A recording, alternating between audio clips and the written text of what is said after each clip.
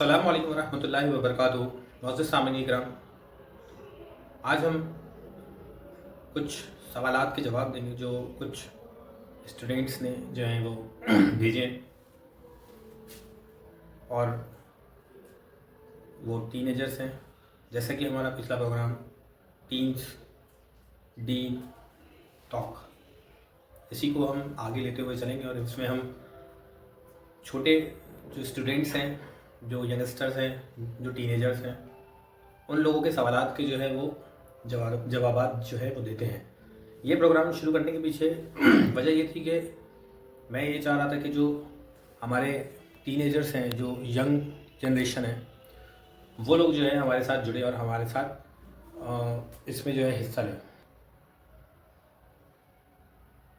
تو جو پروگرام ہے ہمارا ٹیم دین ٹاک، اس میں ہم لوگ ٹین ایجرس کو جو ہے ان کے کوشچنس اور ان کی کوئریز جو ہیں ریلیٹڈ ٹو اسلام، میں پرسنلی ان لوگوں سے مل رہا ہوں، ان سے بات کر رہا ہوں، اور ان بچوں کے دل میں جو سوالات آتے ہیں ان سوالات کے جواب دینے کی کوشش کر رہا ہوں الحمدللہ۔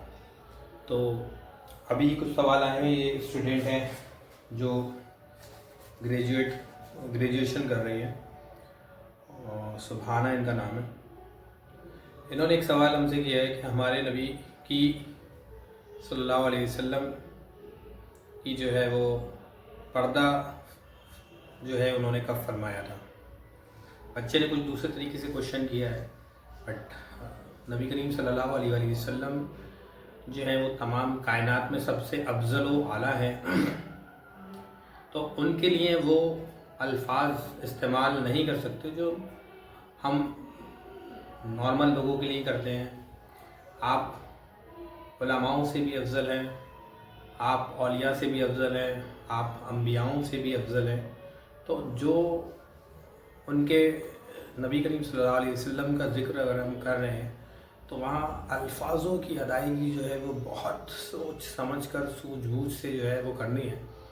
تو رحمت للعالمین صلی اللہ علیہ وسلم صلی اللہ تعالیٰ علیہ وسلم کی جو ہے مبارک حیات جو ہے وہ 63 ایئرس اپروکسیمیٹ جو ہے وہ حضور صلی اللہ علیہ وسلم نے جو ہے ہماری اس دنیا میں جو ہے وہ حضور صلی اللہ علیہ وسلم، یوں کہوں کہ لوگوں کو اللہ نے وہ سعادت نوازی کہ اس کے محبوب محمد صلی اللہ علیہ وسلم کو اپنی ان گناہ گار آنکھوں سے جو ہے لوگوں نے 63 سال کے وقفے میں دیکھا۔ یعنی حضور صلی اللہ علیہ وسلم کی جو تشریف آوری ہوئی ہے وہ 570 یعنی عیسوی میں جو ہے ہوئی تھی، 20 یا 22 اپریل کا جو ہے وہ دن مانا جاتا ہے، اور حضور صلی اللہ علیہ وسلم کی جو تشریف آوری جو ہے دنیا سے جو ہے آپ تشریف لے کر گئے تھے، یوں کہیں کہ آپ کو جو ہے اللہ تعالیٰ نے لوگوں کی آنکھوں سے جو ہے وہ اوجھل کر دیا۔ وہ وقت بھی جو ہے 12 ربیع الاول کا دن ہے، اور 526 سی جو ہے وہ دن تھا، اور اسلامک اس سے آپ دیکھیں تو 11 ہجری جو تھی اور 12 ربیع الاول کا جو دن تھا، اس دن حضور صلی اللہ علیہ وسلم کو اللہ نے اپنے دنیاوی لوگوں کی دیکھنے کی سعادت سے جو ہے وہ دنیا کو محروم کر دیا۔ دوسرا سوال انہوں نے کیا ہے کہ روزہ کیوں رکھا جاتا ہے۔ روزہ رکھنے کے پیچھے قرآن مجید فرقان حمید میں جو ہے وہ اللہ سبحانہ و تعالیٰ نے ہمیں حکم دیا ہے کہ روزہ جو ہے وہ پاک کرنے والا اور آپ کو جو ہے تقوی والے لوگ ہیں ان لوگوں کے لیے ہیں، اور آپ سے پہلے جو امتیں گزری ہیں اللہ تعالیٰ قرآن میں فرماتا ہے کہ ان لوگوں پر بھی روزے فرض کیے گئے تھے تاکہ تم پرہیزگار بن جاؤ۔ تو روزے سے جو ہے ایک تو اگر آپ فزیکلی دیکھیں تو اس میں اللہ تعالیٰ نے نعمتیں رکھی ہیں، اس سے آپ کی باڈی جو ہے وہ ایک طریقے سے ریفریش ہو جاتی ہے۔ آپ کے اندر جتنے ٹاکسنس جو ہیں، جو جتنی بھی ایسے بیکٹیریا ہے یا ایسی چیزیں ہیں جو نگیٹو ہیں، روزہ رکھنے سے جو ہے وہ سب دور ہو جاتی ہیں، اگر سائنٹیفک آپ مجھ سے پوچھیں۔ اور قرآن مجید فرقان حمید میں اللہ کا حکم ہے کہ یہ مہینہ افضل ہے، اس میں جو ہے عبادتیں بڑھ جاتی ہیں، جنت کے دروازے کھول دیے جاتے ہیں، دوزخ کے دروازے بند کر دیے جاتے ہیں، اللہ کی رحمتوں کا نزول ہوتا ہے۔ برکتیں اللہ تعالیٰ کی نازل ہوتی ہیں. تو یہ اللہ کا حکم ہے. ایک مسلمان کے لیے جو ہے وہ اللہ کا حکم کافی ہے، اسی لیے ہم روزہ رکھتے ہیں. ایک سوال کیا ہے انہوں نے، ہمارے آخری نبی کون تھے صلی اللہ علیہ وسلم؟ نبی کریم صلی اللہ تعالیٰ علیہ وسلم محمد مصطفیٰ صلی اللہ تعالیٰ علیہ وآلہ وسلم جو ہے وہ اللہ کے آخری نبی اور آخری رسول تھے. ہمارے نبی کو نبوت کب ملی؟ اب ظاہری طور پہ حضور صلی اللہ علیہ وآلہ وسلم کو اللہ نے جو حکم دیا کہ آپ جو ہے نبوت کا اعلان فرما دیجئے، وہ 40 برس کی عمر مبارک تھی آپ کی. لیکن حضور پاک صلی اللہ علیہ وسلم حدیث مبارکہ میں فرماتے ہیں کہ میں اللہ کے یہاں جب بھی نبی تھا، جب آدم علیہ السلام کی خمیر کو بھی جو ہے ابھی اپنے خمیر ہی میں تھے حضرت آدم علیہ السلام، یعنی ان کے جسم کو بھی تیار نہیں کیا تھا. تو یہ سوچنا کہ نبی کریم صلی اللہ علیہ وسلم جو ہے وہ 40 سال کے بعد آپ کو نبوت ملی ہے، ایسا نہیں ہے. حضور صلی اللہ علیہ وسلم جب اللہ نے سب سے پہلے جو تخلیق فرمائی ہے حضور صلی اللہ علیہ وسلم کی فرمائی ہے. قرآن مجید میں سورہ مریم میں جو ہے اللہ تعالیٰ ارشاد فرماتا ہے کہ نبی کریم صلی اللہ علیہ وآلہ وسلم کا جو نام تھا انجیل میں احمد رکھا گیا تھا، کیونکہ حضور صلی اللہ علیہ وسلم کا نام آسمانوں میں احمد تھا. نبی کریم صلی اللہ علیہ وسلم ظاہری طور پہ جو حضور صلی اللہ علیہ وسلم نے اعلان فرمایا ہے وہ 40 سال کی عمر میں فرمایا ہے. لیکن نبی کریم صلی اللہ علیہ وسلم جب نبی تھے جب تمام کائنات ہوئی جو ہے اس کی بھی تخلیق نہیں ہوئی تھی. کیا زمین کے نیچے بھی ایک دنیا ہے؟ ایک بچے کا کوشچن ہے. زمین کے نیچے ایک دنیا ہے شرعی، اس میں جو ہے ایسے کوئی وہ نہیں ملتے، لیکن اللہ تعالیٰ نے جو ہے ارشاد فرمایا ہے 7 سماوات والارض، کہ اللہ تعالیٰ نے 7 آسمان اور 7 زمینیں بنائی ہیں.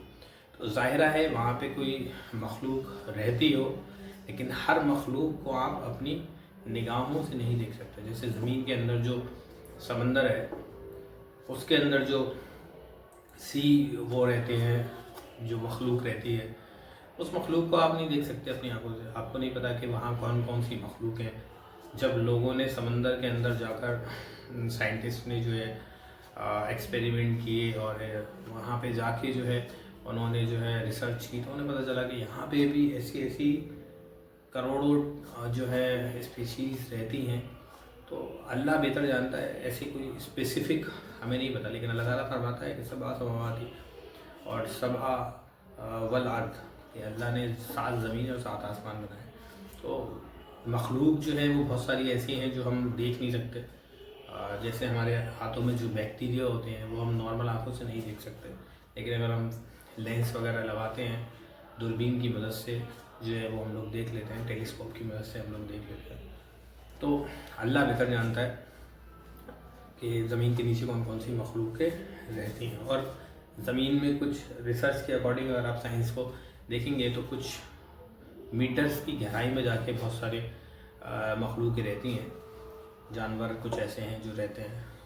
اگر آپ کچھ اسپیسیفک انسانوں کی مخلوق کے بارے میں بات کر رہے ہیں تو ظاہرہ طور پر ایسی کوئی مخلوق نظر نہیں آتی، لیکن کوئی ایسی مخلوق جو جنات ہیں وہ ہو سکتے ہیں، کچھ ملائکہ ہو سکتے ہیں. یہ سوال ہے حدیث کیا ہے. حدیث کو اگر آپ نارمل لینگویج میں سمجھیں گے تو یہ ایک نبی کریم صلی اللہ علیہ وآلہ وسلم کا اسٹیٹمنٹ، حضور صلی اللہ علیہ وسلم کے آرڈرز، حضور صلی اللہ علیہ وآلہ وسلم کے انسٹرکشنز، حضور صلی اللہ علیہ وسلم کے ایکٹ، جو حضور صلی اللہ علیہ وسلم کی ایکٹیویٹیز تھیں، وہ سب جو ہے وہ احادیث مصطفیٰ صلی اللہ علیہ وآلہ وسلم کہلاتی ہیں. دیر آر 3 ٹائپس آف حدیث. حدیث جو ہے وہ 3 طریقے کی ہوتی ہیں: حدیث مرفوع، حدیث موقوف اور حدیث مقطوع.